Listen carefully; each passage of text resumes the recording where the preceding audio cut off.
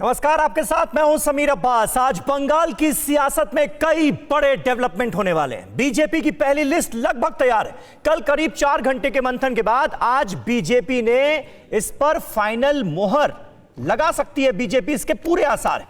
पूरी खबर आपको बताएंगे। साथ ही टीएमसी एक बार में ही 294 उम्मीदवारों की लिस्ट, यानी सभी विधानसभा सीटों पर उसके कौन कौन से कैंडिडेट्स होंगे, यह लिस्ट जारी करने वाली है। कौन कौन है संभावित नाम बताएंगे। साथ ही ममता को घेरने की बीजेपी ने जबरदस्त रणनीति बनाई है। नंदीग्राम में कैसा होगा संग्राम, इस पर चर्चा होगी। साथ ही बंगाल चुनाव में ग्लैमर का जबरदस्त तड़का लग रहा है। बंगाली सिनेमा के छोटे बड़े हर किस्म के सितारे बीजेपी या टीएमसी में शामिल हो रहे हैं। किसका ग्लैमर है भारी, यह भी बताएंगे आपको। लेकिन सबसे पहले शुरुआत कर रहे हैं बड़ी खबर के साथ। बंगाल चुनाव की इस वक्त की बड़ी खबर, दिल्ली में बीजेपी चुनाव समिति की बैठक रद्द हो गई है। आज बीजेपी के बंगाल उम्मीदवारों का होना था फैसला।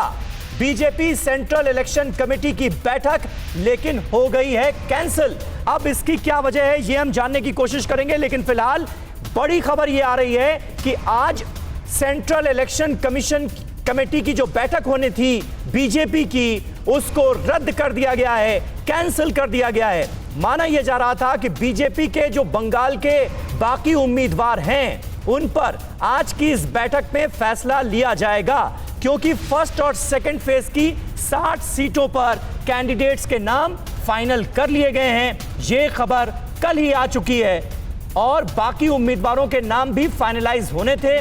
लेकिन अब यह जानकारी मिल रही है कि बीजेपी सेंट्रल इलेक्शन कमेटी की आज होने वाली बैठक रद्द कर दी गई है। और हमारे साथ हमारे तमाम सहयोगी इस वक्त मौजूद हैं। कुमार कुन्नन हमारे साथ दिल्ली से मौजूद हैं। रविशंकर दत्ता कोलकाता से हमारे साथ लाइव मौजूद हैं। वरिष्ठ पत्रकार गौतम लाहिड़ी साहब हमारे साथ जुड़ गए हैं। और टीएमसी की तरफ से टीएमसी के नेता खालिद अब्दुल्ला साहब हमारे साथ मौजूद हैं।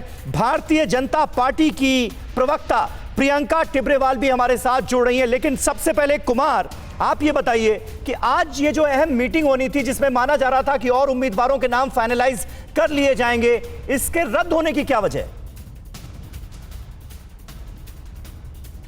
देखिए, आधिकारिक तौर पे तो कुछ नहीं बताया जा रहा है, लेकिन हमें जो जानकारी मिली उसके हिसाब से बंगाल के जितने भी शीर्ष नेता आए थे, कल देर रात ही जो बैठक हुई प्रधानमंत्री के साथ, उस बैठक के बाद ये सारे के सारे नेता चार्टर्ड फ्लाइट से बंगाल लौट चुके हैं और आज दिल्ली में कोई नहीं है सिवाय बाबुल सुप्रियो के। तो बताया ये जा रहा है कि संभव है कि एक बार टीएमसी के उम्मीदवारों की लिस्ट आ जाए, उसके बाद भारतीय जनता पार्टी किसी नाम पे फैसला करे या फिर चर्चा करे। इसको लेकर भी इन लोगों को वापस बंगाल भेजा गया है। हालांकि आधिकारिक तौर पे इसकी पुष्टि नहीं है समीर, लेकिन ये ऐसा सूत्रों के हवाले से बताया जा रहा है कि संभव है भारतीय जनता पार्टी टीएमसी के लिस्ट का इंतजार कर रही है। उसके बाद ही चुनाव में अपने उम्मीदवारों के नाम पे कोई अंतिम फैसला लेगी, क्योंकि कई सारे ऐसे वीवीआईपी सीट हैं जिसमें नामों का रद्दोबदल किया जा सकता है। जहां तक ममता बनर्जी और दूसरे उम्मीदवारों की बात है, तो पार्टी ये चाह रही है कि एक स्ट्रांग जो है उस पर जो है फाइट दिया जाए और उसके लिए एक अच्छे उम्मीदवारों का चयन जरूरी हो।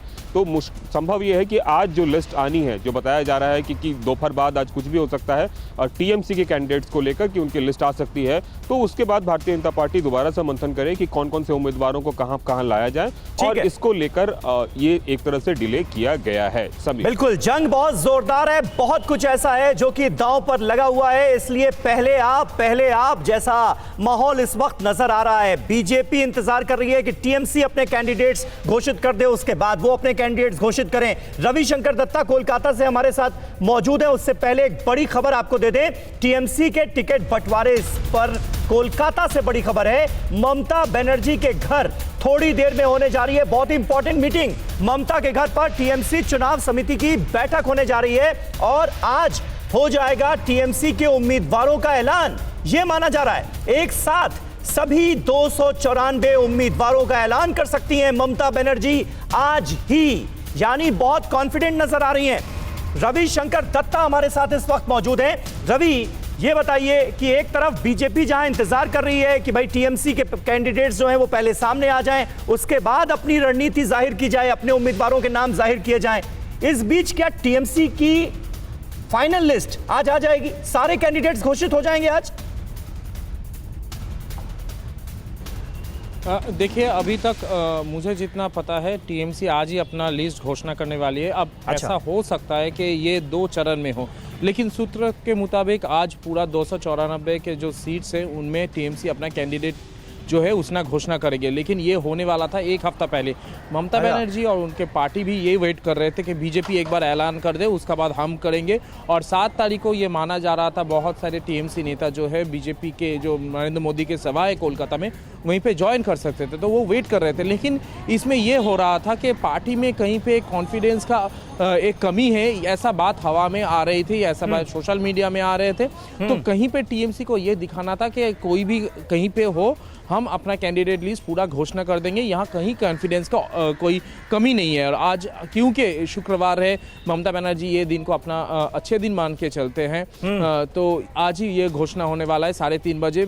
अभी तक मुझे जितना पता है पीके ने जो बताया, प्रशांत किशोर ने, तो आज ही इसका घोषणा होना है। तो अभी तो ऐसा कोई सिचुएशन है नहीं रद्द करने का कि इसको भी रद्द किया जाए, क्योंकि बीजेपी अपना कैंडिडेट लिस्ट जो है वो नहीं निकाल रहा है। लेफ्ट और कांग्रेस का लिस्ट भी आज भी आने वाला है ऐसा माना जा रहा है। लेकिन सबसे बड़ी बात यानी दोनों खेमों में इस बात का इंतजार है कि विरोधी खेमा जो है वो पहले कैंडिडेट अपना अगर घोषित कर दे तो बेहतर है, ताकि उसी हिसाब से फिर हम अपने कैंडिडेट्स के नामों का ऐलान करें। रविशंकर दत्ता हमारे साथ बने रहे, और देखिए कोलकाता से ही अभिषेक उपाध्याय भी हमारे साथ जुड़ गए हैं, स्क्रीन पर नजर आ रहे हैं। लेकिन उससे पहले आसाम से आ रही है एक बड़ी खबर। आसाम चुनाव पर सोर्सेस के हवाले से एक बड़ी खबर है, बिना सीएम फेस के मैदान में उतरेगी बीजेपी। जी हां, आसाम में सर्बानंद सोनोवाल को सीएम फेस नहीं बनाएगी भारतीय जनता पार्टी, ये बात साफ हुई है। और ये बात थोड़ी चौंकाने वाली है। सीएम सोनोवाल और हिमांता बिस्वा शर्मा के संयुक्त नेतृत्व में ये चुनाव लड़ा जाएगा। ये बड़ी बात है, क्योंकि सिटिंग चीफ मिनिस्टर को अपना चीफ मिनिस्टर कैंडिडेट घोषित नहीं करने जा रही है बीजेपी। ये बड़ी जानकारी सामने आ रही है। प्रियंका टिब्रेवाल जी, मैं आपसे बंगाल पर बात करूं उससे पहले आसाम पर एक रिएक्शन आपका जरूर। सीएम कैंडिडेट बंगाल में नहीं है वो तो समझ में आता है, लेकिन आसाम में भी सीएम कैंडिडेट सर्बानंद सोनोवाल को नहीं बनाया जा रहा है, सिटिंग चीफ मिनिस्टर को। इसके पीछे क्या खास वजह है? देखिए, हम इसीलिए कहते हैं कि भारतीय जनता पार्टी एक पार्टी विद अ डिफरेंस है। हमारे लिए सीएम कैंडिडेट घोषित कर लेना और उससे वोट आकर्षण रहे, ये कोई जरूरी नहीं है। हम एक सिद्धांतिक पार्टी है जो सब बैठ करके विचार करके उसके बाद सिद्धांत लेते हैं। और चुनाव में बहुत सी ऐसी जगह हैं जहां हमने पहले सीएम फेस की घोषणा नहीं की, लेकिन वहां सरकार बनाई, उसके बाद सरकार बनने के बाद सीएम बिल्कुल बनते हैं। तो इसमें कोई बड़ी बात नहीं है। हमारा आकर्षण जो है और हमारा अट्रैक्शन जो है वो लोगों के लिए रहता है कि हमने डेवलपमेंट के लिए क्या किया है और क्या कर सकते हैं। प्रियंका जी, ये तो कहने की बातें हैं, लेकिन जब आप ये कहते हैं कि भाई सर्बानंद सोनोवाल और हिमांता बिस्वा शर्मा संयुक्त नेतृत्व में इनके हम चुनाव लड़ने जा रहे हैं, यानी आप दावेदारी जो है हिमांता बिस्वा शर्मा की मुख्यमंत्री पद के लिए उसको भी खोल रहे हैं ना, उसकी गुंजाइश बना रहे हैं? नहीं, हम फिर ये कह रहे हैं कि लोगों के लिए काम करने वाले चेहरे हमारे पास सिर्फ 1 या 2 नहीं, बहुत हैं, कई हैं जो काम करेंगे, जो डिजर्व करते हैं वो कुर्सी पे बैठेंगे। हम कांग्रेस जैसी पार्टी नहीं है जो बताएंगे कि भाई बाप के बाद बेटा बैठेगा, बेटे के बाद उसकी बीवी बैठेगी, बीवी के बाद फिर वापस उसकी बेटी बैठेगी। नहीं, जो डिजर्व करता है वो कुर्सी पे बैठेगा। ठीक है, ठीक है। टिकटॉक के ऐलान से पहले टीएमसी ने इस बीच एक और बड़ा विकेट लग रहा है टीएमसी में गिरने वाला है। बंगाल के सीनियर लीडर, टीएमसी सांसद और शुभेंदु अधिकारी के पिता शिशिर अधिकारी बीजेपी में शामिल होने वाले हैं। TV9 भारतवर्ष की ये एक्सक्लूसिव खबर। अभिषेक उपाध्याय ने शिशिर अधिकारी से बात की है। उन्होंने बताया कि जहां उनका बेटा है वहां वो भी जाएंगे। शिशिर अधिकारी का ये बड़ा खुलासा TV9 भारतवर्ष पर पहली बार। दादा, आपका एक स्टैंड जानना था। आप टीएमसी में रहेंगे या आप बीजेपी की ओर जाने का इरादा कर रहे हैं? बीजेपी की जाने वाला करता है, जब होगा देखा जाएगा। लेकिन आपको जाना है बीजेपी? जाना है। जाना है तो दादा मतलब जहां शुभेंदु अधिकारी के आप भी वहीं जाएंगे? अच्छा, तो ये लोग मुझे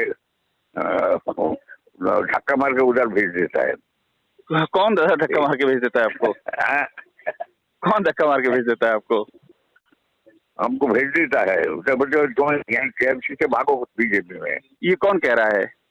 ये टीएमसी वाला बोल रहा है। अच्छा, टीएमसी वाला कह रहा है आपसे?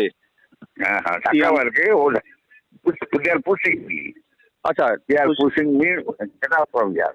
किसके इशारे पर ये अनएथिकल लैंग्वेज आपके खिलाफ इस्तेमाल की जा रही है? ये तो हम लोग तो पुराना पॉलिटिशियन है। हाँ। अभी 80 साल उम्र क्रॉस कर लिया है। हाँ, साल हम लोग राजनीति किया। हाँ, हाँ। अभी हम लोग नहीं देखा। हाँ, हाँ। अभी हम लोग नहीं देखा ये लोग क्या चाहता। ये तो एंटी डिफेक्शन है नहीं। हाँ, तो लॉ खुल के देखेगा। हाँ। उसमें जो मर्जी बोलेगा। हाँ। ये तो हम कभी नहीं देखा। हाँ। ये नहीं होगा, हम नहीं जाता है। तो आपने क्या सोचा है दादा? कुछ तो आपने सोचा होगा आगे के लिए, फ्यूचर के लिए। कुछ नहीं सकता है। अभी स्टेटस क्या है? हाँ। स्टेटस को है, स्टेटस को अभी तो हम लोग दिल्ली नहीं जाने सकता है नहीं। उसके बाद डॉक्टर से एडवाइज करेगा, हम लोग दिल्ली जाएगा, हम जरूर बातचीत करेगा। दादा, इंजेक्शन लेने के बाद आप दिल्ली जाएगा और फिर बीजेपी से बातचीत करेगा आप? नहीं, हम नहीं बोलते है अभी भाई। अच्छा। अभी हम उसको कुछ बात नहीं बोलते, कहाँ जाएगा, क्या करेगा। हम हाँ। गेट आउट, भाग जाओ, ये सब बोलता है, क्या करता है। दादा, कभी आपने बात करने की कोशिश नहीं की ममता दीदी से इस बारे में? वो तो बात कौन करेगा? हाँ। हम एक सीनियर लीडर है। हाँ। मुझे कभी हमारा नाम पकड़ के नहीं बताता मैत्री। हम चुपचाप ही है, देखता है। तो आपको ममता दीदी ने कोई फोन किया नहीं तब से अब तक? कोई बात नहीं की आपसे? नहीं, कुछ नहीं। तो दादा, आपको सब लोगों ने एकदम अकेला छोड़ दिया है पार्टी में? हाँ। और अभिषेक उपाध्याय हमारे साथ मौजूद हैं। प्लॉट तैयार हो चुका है, कबूलनामा सामने आ चुका है, शिशिर अधिकारी किसी भी वक्त बीजेपी ज्वाइन कर सकते हैं। लेकिन बड़ी बात अभिषेक ये कि मनाने की कोई कोशिश भी नहीं हो रही है। ममता बनर्जी ने कोई फोन भी नहीं किया शिशिर अधिकारी को। बिल्कुल, ये बात वाकई ध्यान देने वाली बात है कि शिशिर अधिकारी जी जो बातें कह रहे थे, उनका ये कहना था कि मैं बहुत ही पुराना लीडर हूँ, पार्टी से जुड़ा हुआ हूँ और मुझे लोग पुश कर रहे हैं, यानी कि मुझे लोग फोर्स कर रहे हैं कि बीजेपी की ओर चले जाओ। अनएथिकल लैंग्वेज का इस्तेमाल कर रहे हैं मेरे खिलाफ। तो मतलब जो अपमान किया जा रहा है वो बात वो बयां कर रहे थे कि मेरा अपमान किया, बजाय इसके कि मुझे बात करने के या अगर कोई मिसअंडरस्टैंडिंग है उसको दूर करने के लिए ये मान लिया गया है कि मैं बीजेपी की ओर चला जाऊंगा और मेरा अपमान किया जा रहा है। और ये एक उन्होंने पूरा रास्ता बताया है कि क्या हो रहा है और वो अब आगे क्या इरादा रखते हैं, ये उन्होंने एकदम साफ कर दिया है। समीर। बिल्कुल अभिषेक, शुक्रिया आपका इस जानकारी के लिए। खालिद अब्दुल्ला साहब हमारे साथ मौजूद हैं तृणमूल कांग्रेस की तरफ से। खालिद अब्दुल्ला साहब, क्यों धक्का मारा जा रहा है शिशिर अधिकारी को? क्यों आप लोग ये चाहते हैं कि वो भी चले जाएं भारतीय जनता पार्टी में? ऐसा सलूक इतने सीनियर नेता के साथ? 60 वर्षों में उनको आज समझ में आया कि धक्का मारा जा रहा है। मैं उनका सम्मान करता हूं। 60 सालों के राजनीति जीवन में उनका बहुत सारा उतार चढ़ाव आया है। वो कांग्रेस में थे, उसके बाद वो 20 साल से लगभग तृणमूल कांग्रेस में है। 20 साल के अंदर में उनको कोई ऐसा सम्मान नहीं लगा। आपने कहा कि मैं सुन रहा था कि चार्टर्ड प्लेन से आ रहे हैं ये लोग, तो मैं यहाँ पे कहूंगा कि 5 स्टार इवेंट करने वाले और 7 स्टार जर्नी करने वाले लोगों के साथ जुड़ने की ख्वाहिश सबको हो रही है। आज दिल्ली में जाकर चार्टर्ड प्लेन से जाना, चार्टर्ड प्लेन से आना किसकी ख्वाहिश नहीं होती है? वो लोग जो ख्वाहिश रख रहे हैं वो जा रहे हैं, आ रहे हैं, घूम रहे हैं, पैसे की अंबार है। तो इस सारी चीजों को देखा जाए तो कुल मिलाकर मैं समझता हूं कि ये पार्टी नहीं, ये इवेंट मैनेजमेंट का तरह एक काम कर रही है और ट्रैवल करवा रही है 7 स्टार। खालिद अब्दुल्ला साहब, लेकिन पार्टी तो आपकी कमजोर हो रही है ना। नेता तो आपकी पार्टी छोड़कर बीजेपी का दामन थाम रहे हैं ना, तो कमजोर जो होगा उसी को तो सोचना पड़ेगा ना। देखिए, तृणमूल कांग्रेस ना कभी कमजोर हुई है और ना आने वाले दिनों में कमजोर होगी। ये मजबूत हो रही है और मजबूती की तरफ बढ़ रही है। मतलब आने वाले बड़े नेता अगर आपकी पार्टी का दामन छोड़कर बीजेपी का दामन थाम लेते हैं तो आप कह रहे हैं इससे पार्टी की सेहत पर कोई फर्क नहीं पड़ेगा? देखिए, नेता चले जाने से पार्टी अगर नुकसान हो जाए तो मैं समझता हूं भारतीय जनता पार्टी के भी कई नेता तृणमूल कांग्रेस में आ रहे हैं, आने वाले हैं, ये भी मैं कहूंगा कि तो कमजोर हो जाएगी।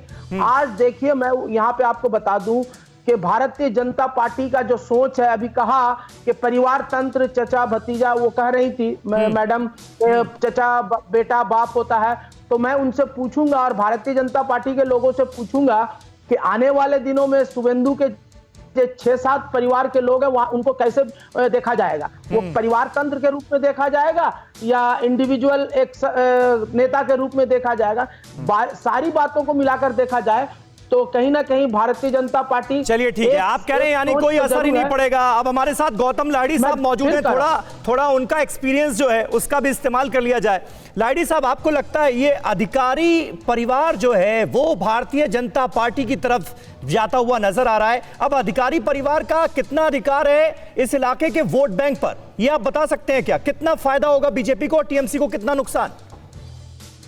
नहीं, देखिए समीप, कोई भी पार्टी से कोई नेता अगर जाते हैं तो अगर जो भी है, भले ही वो पार्टी बोल सकते हैं कि उससे कोई नुकसान नहीं है, लेकिन कुछ ना कुछ तो नुकसान होता है। खास तौर पे अधिकारी ब्रदर्स तृणमूल कांग्रेस जानते हैं, और आपका चैनल में मैंने पहले ही बता चुका हूँ, एक बार किसी शुभेंदु अधिकारी गए, इस फैमिली में जितना लोग है सारे धीरे धीरे भाजपा की तरफ आएंगे। इसलिए ममता बनर्जी उसको कोई और बात नहीं करना चाहते हैं। जो नुकसान होगा देखा जाए, लेकिन साथ ही में शिशिर अधिकारी का परिवार डेफिनेटली कांग्रेस के जमाने से बहुत बड़ा इसका एक फॉलोइंग है। निश्चित तौर पे तृणमूल कांग्रेस को सोचना पड़ेगा कि कैसे ये नुकसान को भरपाई करेंगे। ठीक है, ये पूर्व मेदिनीपुर में सबसे दिलचस्प बात यह है कि ममता बनर्जी के खिलाफ क्या शुभेंदु अधिकारी उम्मीदवार होने जा रहे हैं? शुभेंदु अधिकारी खुद अपना इच्छा जाहिर की वो ममता के खिलाफ लड़ना चाहते हैं। अगर ये लड़ते हैं तो सारे बंगाल का चुनाव एक ही केंद्र पर सीमित हो जाएगा कि सबको नजर वहां पे रहेगा कि क्या अगर पूर्व मेदिनीपुर में तृणमूल कांग्रेस तो क्या ममता बचा पाएंगे, ये शुभेंदु भाजपा के लिए जो 16 सीट में कितना ज्यादा सीट ला सकते हैं? अगर ला सकते हैं, वहां पे भाजपा का कुछ नहीं मिला था, तो निश्चित तौर पे भाजपा का पल्ला बहुत ज्यादा भारी हो सकता है। जी, शुभेंदु अधिकारी फैमिली जो है, दिव्येंदु अधिकारी उसमें जो दूसरा जो एमपी है, बिल्कुल, वो ऑलरेडी तो भाजपा के साथ नरेंद्र मोदी जी के साथ मंच शेयर किया है। बिल्कुल, और अब शिशिर अधिकारी भी खुलकर ये कह रहे हैं कि वो भारतीय जनता पार्टी में ही जाएंगे क्योंकि टीएमसी वाले उन्हें धक्का देकर भेजना चाह रहे हैं बीजेपी में। इस बार क्यों अलग है बंगाल का चुनाव, ये जरा समझ लेते हैं। टीएमसी लेफ्ट के गढ़ में बीजेपी दावेदार बनी है। सबसे बड़ी बात तो यही है क्योंकि लोकसभा चुनाव में जो नतीजे रहे उससे हौसले बुलंद हैं बीजेपी के। टीएमसी लेफ्ट के गढ़ में बीजेपी बड़ी दावेदार बनकर उभरी है। वो पार्टी 2016 विधानसभा के चुनाव में जिसके पास सिर्फ 3 सीटें आई थी, आज वो टीएमसी के खिलाफ सबसे बड़ी दावेदार है। पहली बार टीएमसी और बीजेपी की सीधी टक्कर होने जा रही है बंगाल के रण में, बंगाल के मैदान में। 2019 में पहली बार बीजेपी को 40% से ज्यादा वोट हासिल हुए। लोकसभा में 18 सीटों पर कब्जा जमा लिया भारतीय जनता पार्टी ने, यानी बंगाल में बीजेपी बहुत मजबूत हुई। दीदी के पुराने कई दिग्गज बीजेपी के लिए आज मैदान में डटे हुए हैं। शिशिर अधिकारी भी अब उसमें जुड़ने वाले हैं। शुभेंदु अधिकारी तो हैं ही, 2014 के मोदी के कैंपेन हेड पीके ममता के साथ हैं। प्रशांत किशोर ममता बनर्जी के साथ हैं, स्ट्रैटेजी बना रहे हैं वो। पहली बार ममता बनर्जी 2 सीटों से चुनाव लड़ने जा रही हैं और नंदीग्राम में शुभेंदु अधिकारी वर्सेस ममता बनर्जी का मुकाबला सबसे दिलचस्प मुकाबला होने जा रहा है, जिसके आसार बिल्कुल अब तय माने जा रहे हैं कि शुभेंदु अधिकारी साफ तौर पर यह कह चुके हैं कि वो ममता बनर्जी के खिलाफ चुनाव लड़ना चाहते हैं। मुमकिन है कि उन्हें टिकट मिल भी जाए नंदीग्राम से। किस बात पर है बंगाल की लड़ाई, अब आपको यह बताते हैं। कौन कौन से अहम मुद्दे हैं? बांग्लादेशी घुसपैठ, ये एक बड़ा मुद्दा है और भारतीय जनता पार्टी के नेता जहां जाते हैं इस मुद्दे को जोर शोर से उठाया जाता है। इसके अलावा सीएए और एनआरसी, ये भी एक बहुत बड़ा मुद्दा है। सीएए के तहत घुसपैठियों पर लगाम लगेगी। आस पड़ोस के मुल्कों से आने वाले जो गैर मुस्लिम लोग हैं उनको नागरिकता दी जाएगी, ये बीजेपी कहती है। लेकिन ममता कहती है कि हम चुनाव जीते तो सीएए लागू नहीं होने देंगे। वैसे कांग्रेस भी यही कह रही है। किस बात पर है आंदोलन की लड़ाई? कट मनी और भ्रष्टाचार, ये एक बड़े मुद्दे के तौर पर उभरा है। कट मनी का मामला, भ्रष्टाचार का मामला, और इसे बीजेपी ममता बनर्जी की सरकार के खिलाफ एक बड़ा मुद्दा मान रही है। इसके अलावा बाहरी वर्सेस बंगाली, क्योंकि टीएमसी की तरफ से इस मुद्दे को जोर शोर से उछाला जा रहा है और बीजेपी के लोगों को बाहरी बताया जा रहा है और टीएमसी के लोगों को बंगाली बताया जा रहा है। बाहरी वर्सेस बंगाली की लड़ाई बनाने की कोशिश, राजनीतिक हिंसा जमकर हो रही है। बीजेपी के कार्यकर्ताओं पर अटैक होता है तो आरोप टीएमसी पर लगता है, टीएमसी के कार्यकर्ताओं पर अटैक होता है तो आरोप बीजेपी पर लगता है। कुल मिलाकर ये तमाम मुद्दे हैं जिन पर इस बार बंगाल में चुनाव होने जा रहा है। प्रियंका टिब्रेवाल हमारे साथ मौजूद हैं भारतीय जनता पार्टी से। प्रियंका जी, अब ये कहा जाता है कि इश्क है तो रिस्क है। अब आपकी पार्टी को जीत से इश्क है, लेकिन नंदीग्राम में अगर शुभेंदु अधिकारी वर्सेस ममता बनर्जी का मुकाबला होता है तो इसमें क्या रिस्क नहीं रहेगा? क्योंकि चुनाव लड़ेंगे शुभेंदु अधिकारी बंगाल के सबसे बड़े चेहरे के खिलाफ, तो हार का रिस्क तो रहेगा। बिल्कुल भी नहीं। देखिए, राजनीति में भगौड़ों के लिए जगह नहीं। अच्छा। शुभेंदु अपनी ही सीट पर चुनाव लड़ेंगे। भगौड़ा कौन है? ममता बनर्जी। कहां से भागी? भवानीपुर से। क्यों भागी? फिर से वही बात, मुसलमान वर्सेस हिंदू। भवानीपुर में हिंदू वोट जो है वो ज्यादा है, मुस्लिम वोट नहीं है। और क्योंकि माइनॉरिटी वोट्स नहीं है और वहां पर जो कंसंट्रेशन है, ज्योग्राफिकल जो आप रेशियो देखिएगा, वहां पर ये क्या बोलते हैं, गुजराती वोट्स हैं, मारवाड़ी वोट्स हैं, हिंदी वोट्स हैं। इसीलिए ममता बनर्जी उल्टे पैर भाग गई, क्योंकि लोकसभा में अपनी ही सीट हारी है ममता बनर्जी। इसीलिए डर के मारे अब वहां गई हैं जहां पे 67,000 मुसलमान हैं, ये सोचते हुए कि इस बार भी माइनॉरिटी अपीसमेंट के चक्कर में मुसलमान बचा लेंगे, लेकिन ऐसा होगा नहीं। और मुझे 1 मिनट का समय और दीजिए, क्योंकि खालिद जी ने जो कहा था उन 2-3 चीजों का मैं जवाब देना चाहती हूँ। उन्होंने चार्टर प्लेन की बात की थी, तो देखिए जो डिजर्व करते हैं, जो डिजर्व करता है उसको मिलता है। लेकिन ममता बनर्जी का बेटा भतीजा जो भी है, अभिषेक बनर्जी, वो जब हेलीकॉप्टर में घूमता है तो उसके पैसे कहां से आते हैं? बाकी सारे नेता तो गाड़ियों से या ट्रेन से घूमते हैं, वो हेलीकॉप्टर से घूमते हैं सारी जगह पर। दूसरी बात, चलिए ठीक है, कुछ बातें चुनावी रैलियों के लिए भी छोड़ दी जाएं, हमारे पास टाइम क्योंकि कम है। एक मिनट प्रियंका जी, आप ही की पार्टी के नेता हैं बाबुल सुप्रियो, वो क्या कह रहे हैं जरा सुना देते हैं अपने दर्शकों को। शुभेंदु के बाद बाबुल सुप्रियो का ममता को ओपन चैलेंज क्योंकि सामने आ गया है। बीजेपी की मीटिंग में बाबुल सुप्रियो ने कहा कि ममता भवानीपुर से लड़ेंगी तो मैं भी भवानीपुर से लड़ूंगा। बाबुल सुप्रियो ये कह रहे हैं। दीदी लड़ेंगे नंदीग्राम से। नंदीग्राम शुभेंदु अधिकारी का जगह है, वहीं से भूमि आंदोलन शुभेंदु अधिकारी ने ही शुरू की थी। उन्होंने ओपन चैलेंज दे दिया जिस दिन दीदी ने स्टेज पे बोला कि वो नंदीग्राम से लड़ेंगे।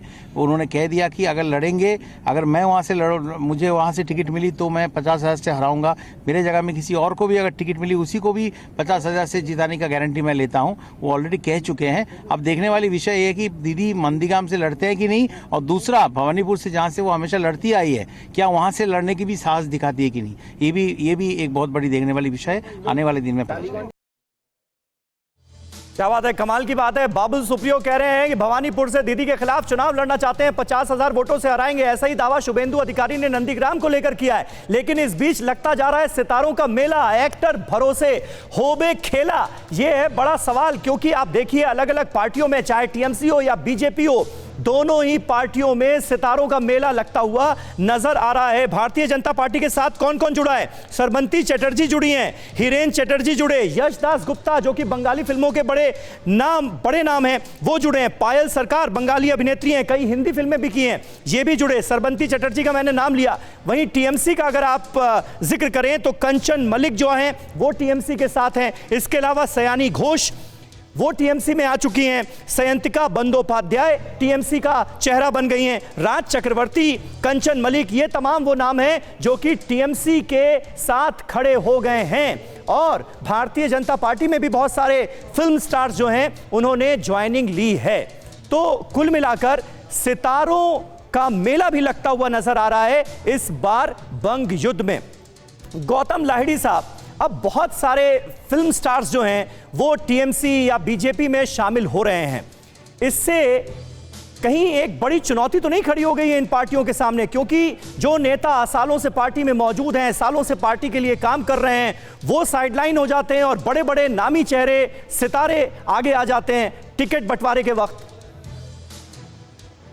ये तो दोनों पार्टी के लिए एक मुश्किल है। ये बात सही है कि चुनाव के टाइम में ही देखा जाता है कि जो सितारे हैं वो सब पार्टी में ज्वाइन करते हैं, परसेप्शन दिलाने के लिए कि ये जीतने वाले पार्टी है। जैसे भाजपा में कोई ज्वाइन किया तो तुरंत ही उसका नेक्स्ट डे कोई तृणमूल में ज्वाइन करती है।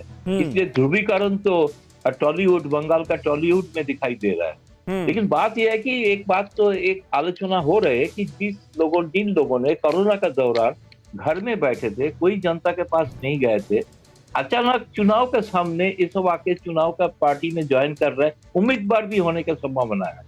निश्चित तौर पे जो उस एरिया में जो काम करते हैं उनके लिए तो निराशा होता है, लेकिन पार्टी के लिए अगर सोचते हैं, पार्टी का सिद्धांत होता है तो मानना ही पड़ेगा अगर पार्टी में रहना है तो।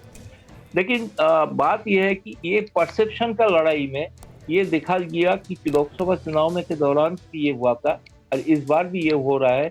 बाकी पॉलिटिकल रिलेशंस जो टॉलीवुड के अंदर है वो रिलेशंस में भी चेंज हो रहा है। कोई किसी का दोस्त था, अभी दोस्त नहीं रहा। इसलिए इस तरह का बहुत सारे घटना, जो दिलचस्प घटना दिखाई दे रहा है कि जो खेला होवे बंगाल में तो सारे जो नारा दिखा रहा है, सारे नारा की जड़ लेकिन है बांग्लादेश। ये खेला होवे सबसे पहले नारा था बांग्लादेश, बिल्कुल से इसको कॉइनेज किया गया। हाँ, खालिद अब्दुल्ला साहब, खेला होवे। अब देखिए, दो बड़ी चुनौती मिल गई ममता बनर्जी को। शुभेंदु अधिकारी नंदीग्राम से मुकाबले के लिए तैयार हैं और दूसरी सीट से बाबुल सुप्रियो कह रहे हैं अगर मुझे लड़ा दिया गया भवानीपुर से तो मैं भी 50,000 वोटों से हरा सकता हूं। बड़े बड़े दावे। आपने खुद ही कहा कि ममता बनर्जी के जगह में कोई दूसरा चेहरा अभी तक भारतीय जनता पार्टी को नहीं मिला है। और अब धीरे धीरे आसाम में भी ये लोगों का चेहरा खत्म होते जा रहा है। तो बंगाल में पूरी भारत ये एक्सेप्ट कर रही है कि बंगाल में ममता बनर्जी की जगह में कोई दूसरा चेहरा है और न होगा। तो ये बाबुल सुप्रियो कल का ये राजनीति करने वाले आज 45 साल की राजनीति जो कर रही है, लड़ाई लड़ रही है, संघर्ष में जुड़ी हुई है, उनको ये सब बातें मैं समझता शोभा नहीं देता और नहीं करना चाहिए। बड़े नेता हो गए हैं अभी, लेकिन ऐसा नहीं कि वो नेतागिरी से नेता किए, उनका एक अलग मैदान था। ठीक है, ये हम लोग कोई इसमें कोई अफसोस और कोई गम का इजहार नहीं करना चाहिए, लेकिन उनकी शब्दों का इस तरह से इस्तेमाल करना मैं समझता हूं गलत है।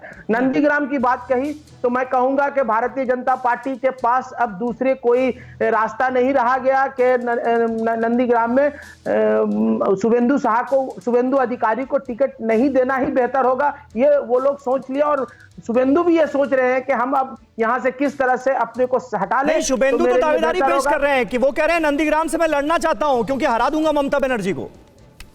हाथी के दांत खाने का अलग होता है, दिखाने का अलग होता है। तो दिखाने वाला दांत को सामने ला रहा है दिल्ली के लोगों के सामने और आपके टीवी के माध्यम से हम लोग भी देख रहे हैं, लेकिन जब खाने का समय आएगा तो आप भी देख लीजिएगा। आने वाले 2-3 दिनों के अंदर में पता चल जाएगा कि कौन कितना पानी में है और सादा और काला दोनों समझ में आ जाएगा। क्योंकि ममता बनर्जी के पास में आज आपके पूरे टीवी के माध्यम से दिखाई दे रहा है कि ममता बनर्जी बंगाल की लगभग 55 से 60% चाहता है और उसी जगह में दिलीप घोष को दिखाया जाता है तो 20% दिखाई देता है और बाकी तो छोड़ दीजिए, एकदम कोई जगह ही नहीं है। शुभेंदु का नाम दिखाया तो 3% दिखाया।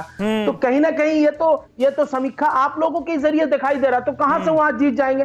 मैं कहता हूं कि उनके लिए भला होगा वो आकर अपनी अगर राजनीतिक कैरियर को खत्म करना चाहते हैं तो नंदीग्राम में जाएंगे। ठीक है, प्रियंका टिब्रेवाल जी, इस पर एक रिएक्शन आपका चाहूंगा। तो ये क्यों ममता बनर्जी के खिलाफ अपना मुख्यमंत्री उम्मीदवार घोषित करने से क्यों डर रहे हैं आप लोग? अरे कहां डर रहे हैं हम तो कह रहे हैं जब हमारी लिस्ट निकलेगी तब देख लीजिएगा। नहीं, मुख्यमंत्री उम्मीदवार घोषित करने जा रहे हैं क्या बंगाल में किसी को? हमने बहुत सारी जगहों में सरकार बनाई जहां हमने मुख्यमंत्री घोषणा नहीं की, अगर सरकार बनाई बंगाल में कई जगहों पर आपने, कई राज्यों में ऐसे भी सरकार बनाई कि मुख्यमंत्री उम्मीदवार घोषित कर दिया गया था, फिर भी आपकी सरकार और वहां सरकार नहीं बनी, वहां पे सरकार नहीं। देखिए ये फिर बोल रहे हैं बीच में, इनको बोलिए कि जिसकी चीफ मिनिस्टर भगोड़ी हो उनको इतनी आवाज शोभा नहीं देती। अपनी सीट पर लोगों को धोखा दिया और भाग गई अपनी सीट छोड़ करके। देखिए आत्मनिरीक्षण की दरकार है। ये किस बिना पर आप कह रही हैं कि वो सीट छोड़कर भाग गई? बिल्कुल छोड़ के भाग गई। हिंदू वर्सेस मुस्लिम का वोट देख करके भाग गई। देखिए ये लोग ऐसी पार्टी है जो अपने वरिष्ठ नेताओं को इज्जत नहीं देते। आज शिशिर अधिकारी को क्या कहा अभिषेक बनर्जी ने? आज क्यों नाराज है वो? अभिषेक बनर्जी के शब्द क्या थे? उन्होंने कहा शुभेंदु अधिकारी को कि जा तेरे बाप को बोल मैं यहाँ खड़ा हूँ। ये इनकी भाषा थी, ये है इनके संस्कार। तो जब अपने वरिष्ठ नेताओं को जो 40 से 50 साल की राजनीति में हो उनको ये इज्जत नहीं दे पाते तो बंगाल क्या खाक संभालेंगे? नहीं तो प्रियंका जी आप ये क्या कह रही हैं कि शुभेंदु अधिकारी को मुख्यमंत्री पद का उम्मीदवार आने वाले वक्त में मुमकिन है कि घोषित कर दिया जाए भारतीय जनता पार्टी की तरफ से? क्या ये भी मुमकिन है क्या कि सीधे सीधे ममता बनर्जी को चुनौती दें शुभेंदु अधिकारी? भारतीय जनता पार्टी डिफरेंस, हमारे यहाँ एक छोटे से छोटा कार्यकर्ता भी कल मुख्यमंत्री बन सकता है, उसके काम को देखा जाता है। नहीं आपने लेकिन सवाल का जवाब नहीं दिया। खालिद अब्दुल्ला साहब कुछ बोलना चाह रहे हैं। खालिद साहब बोलिए जल्दी से। देखिए ये बड़ी बड़ी बातें कर रहे थे कि 50 60 40 साल 50 साल से अपने नेताओं को अब सम्मान नहीं दिया जा रहा। मैं इनसे कहूंगा कि नरेंद्र मोदी जी को खड़ा करने वाले अडवाणी जी और जोशी जी को सम्मान कहां पे लाके खड़ा कर दी, ये आपको पता है। पूरी जनता पूरी भारत देख रही है। उनका सम्मान पहले कीजिए, बाकी हमारे सम्मान के बारे में हम बंगाल के लोग संस्कृति के बहुत आगे हैं, हमारा सम्मान होता है। आपके नेता शत्रुघ्न सिन्हा जो पहले सारी के नेता थे, उनका सम्मान कहाँ गया? जोशी जी का कहाँ गया? राजनाथ जी का कहाँ गया? आज के दिन में ये लोग सम्मान नहीं। लेकिन खालिद अब्दुल्ला साहब इसका मतलब ये नहीं हुआ ना कि 20 साल से जो नेता आपकी पार्टी में थे, 2 दशक आपकी पार्टी में गुजार दिए, अगर उनके बेटे ने बीजेपी ज्वाइन कर ली तो आप लोग उनके लिए शब्दों का इस्तेमाल करने लगे? देखिए पहले उन्होंने अपने शब्दों का इस्तेमाल किया, अब शब्दों का इस्तेमाल शुरू कर दिया है। तोलाबाज भाषा कहां से लाए? ये भाईपो भाषा कहां से लाए? कौन लाया? ये कौन लाया? अब ये चिल्ला रही है इनको, अगर हम आप सब भाषा में बोले तो अच्छा लगेगा। ठीक है चलिए, ये चर्चा तो और ज्यादा तल्ख हो सकती है आरोप प्रत्यारोप के चक्कर में फंसकर। लेकिन रविशंकर दत्ता जल्दी से आप ही मुझे ये बताइए कि कब तक टीएमसी की लिस्ट आ रही है? आज कितना इंतजार? और देखिए समीर, अभी तक जो खबर है 3 से 3:30 बजे के अंदर ये लिस्ट आ सकता है। लेकिन जो खालिद इबादुल्ला साहब या तो प्रियंका ठिबरेवाल जो कह रहे थे, मैं उसमें एक चीज़ ऐड करना चाह रहा हूँ। वो ये है कि जब सौमित्र खान ने इंटरव्यू दिया था पार्टी छोड़ते वक्त, और जब सुजाता मंडल के साथ उनका डिवोर्स हो रहा था, उन्होंने ये कहा था कि मुझे शुभेंदु अधिकारी ने हेल्प किया था जीतने के लिए, जब शुभेंदु अधिकारी टीएमसी में थे और सौमित्र खान बीजेपी में थे। तो यही बात का इजाफा करते हुए ममता बनर्जी ने ये सोचा है, अगर एक पार्टी में जब वो टीएमसी में थे तब अगर वो बीजेपी को हेल्प कर रहा है तो उनका ही पार्टी का कोई अगर टीएमसी में अभी रहा तो पार्टी का कहीं पे नुकसान हो सकता है। इसीलिए शायद मुझे कहीं पे लग रहा है, ये कहा जा रहा है कि शिशिर अधिकारी बीजेपी में जा सकते हैं, क्योंकि तो ममता बनर्जी अभिषेक बनर्जी बिल्कुल नहीं चाह रहे, बिल्कुल जा रहे हैं। शिशिर अधिकारी खुद ये कबूल कर रहे हैं। कुमार कुंदन, मुझे ये बताइए कि क्या अब जिस तरह से आसाम में बिल्कुल ये साफ हो चुका है कि वहां पर भाई बीजेपी का मुख्यमंत्री पद का उम्मीदवार कोई नहीं होगा, बंगाल के लिए भी ये बिल्कुल साफ माना जाए क्या? बिल्कुल, और कई सारे मंचों से और अलग अलग जगहों से भारतीय जनता पार्टी के नेताओं ने यह स्पष्ट कर दिया है कि देश में कई सारे ऐसे विधानसभा चुनाव हुए हैं जिसमें बिना सीएम के फेस के भारतीय जनता पार्टी गई है और चुनाव जीती है। ऐसे में बंगाल में भी वो बिना किसी फेस के जाएगी और उनका ऐसा दावा है कि वो चुनाव जीतेगी। लेकिन दावे और सच्चाई में फर्क होता है समीर, और ये फर्क दिखेगा 2 मई को। इतना जरूर है कि भारतीय जनता पार्टी किसी एक को लेकर रिस्क नहीं लेना चाहती, और यही रिस्क अब आसाम में भी दिख रहा है, जहां पार्टी अंतरकलह से उबरने के लिए 2 नामों पे चर्चा कर रही है और दोनों को संयुक्त रूप से पेश कर रही है कि इन दोनों के तत्वाधान में हम जो है विधानसभा का चुनाव लड़ेंगे, इनमें से कोई मुख्यमंत्री का फेस नहीं होगा। तो निश्चित रूप से एक बचने की तैयारी है। बहुत बहुत शुक्रिया कुमार कुंदन, रविशंकर दत्ता और गौतम लाडी साहब, खालिद अब्दुल्ला साहब, प्रियंका जी, बहुत बहुत शुक्रिया हमारे साथ इस चर्चा में जुड़ने के लिए। परवाह देश की, सोमवार से शुक्रवार रात 10 बजे TV9 भारतवर्ष पर।